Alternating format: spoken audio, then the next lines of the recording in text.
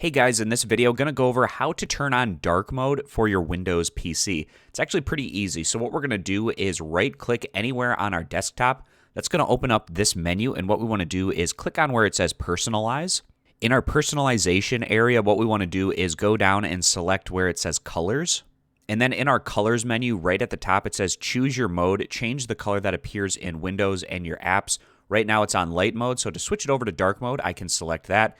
And you can see it switches over these different windows that I have opened to dark mode, and the taskbar is now dark. This folder that I have opened for this video is dark. Now, if you'd like to customize it just a little bit further than this, you can click this drop-down menu and click on where it says Customize. And you can choose your default Windows mode, whether that's dark or light, and then also choose your default app mode being dark or light. So you can do a little bit more customization there. Just to show you what this looks like, if we switch the Windows mode to light, it's going to change our taskbar over to light.